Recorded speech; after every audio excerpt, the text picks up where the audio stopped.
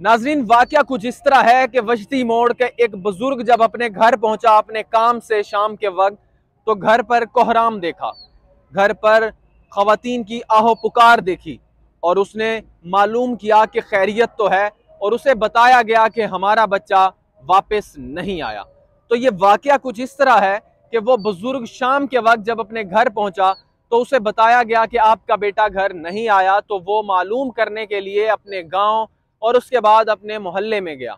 ये वाकया वजदी मोड़ का है, जहां पर वो बुजुर्ग जब अपने मोहल्ले और फिर शहर में उसने मालूम किया कि उसका बच्चा कहाँ है, तो वो बच्चा न मिल सका।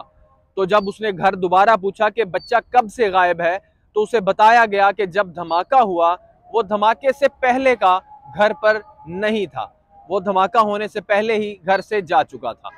तो उसने सोचा कि हॉस्पिटल में जाकर पता करता हूं कि धमाके में हो सकता है कि मेरा बच्चा उस इज्तिमा में चला गया हो। लेकिन जब वो हॉस्पिटल पहुंचा तो उसने वहां पर जख्मियों की, जहां पर जख्मी मौजूद थे, वहां पर मालूम किया कि क्या अबू जर नाम का कोई बच्चा मौजूद है यहाँ पर। तो उन्हें बताया गया कि यहाँ तो कोई नहीं है, लेकिन आप जो वहां पर लावारिस लाशें पड़ी हैं वहां पर पता कर लें। तो वहां पर जब वो गए तो उन्होंने पूछा कि यहाँ पर किसी बच्चे की कोई लाश तो नहीं है। तो उन्होंने बताया कि हाँ, एक बच्चे की लाश मौजूद है, जिसका सर तो नहीं है लेकिन धड़ मौजूद है। तो वो जब वहां पर उस एरिए में गया तो वहां पर उसने देखा कि एक ताबूत के ऊपर एक कमीज का टुकड़ा पड़ा है। तो उसने उसने जब वो सब कुछ देखा तो उसकी आंखों में आंसू आ गए, लेकिन वो आंसू बह नहीं रहे थे।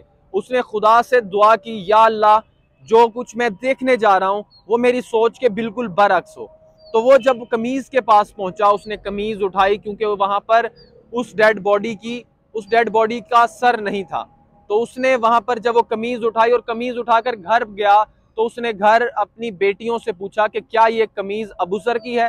तो उन्होंने बताया कि हाँ, ये कमीज अबू जर की ही है।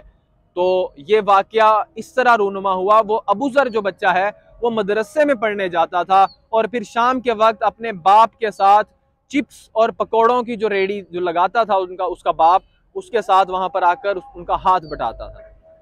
तो नाजरीन, ये इस वक्त पाकिस्तान के अंदर जो एक हजूम बरपा है, मैं ये सियासतदानों से कहना चाहूंगा कि वहां पर पता नहीं अबू जर जैसे कितने शहीद हुए। आप लोग अपनी सीट और अपनी पगड़ी की फिक्र को छोड़कर इस मुल्क के लिए कुछ करें, इस मुल्क के लिए इस मुल्क के अवाम के लिए कुछ करें। इस मुल्क की अवाम के पास दो वक्त की रोटी खाने के लिए पैसे नहीं है। आप ये देखें कि इस मुल्क की मईशत किस तरफ जा रही है।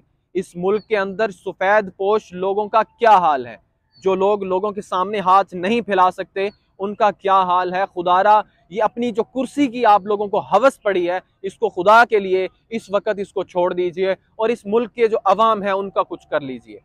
आप लोगों को ये मुल्क कहीं नहीं जाएगा। अगर इस मुल्क की अवाम बचेगी तो आपको आज नहीं तो कल इस मुल्क की जो भाग दौड़ है वो आप लोगों को मिल जाएगी।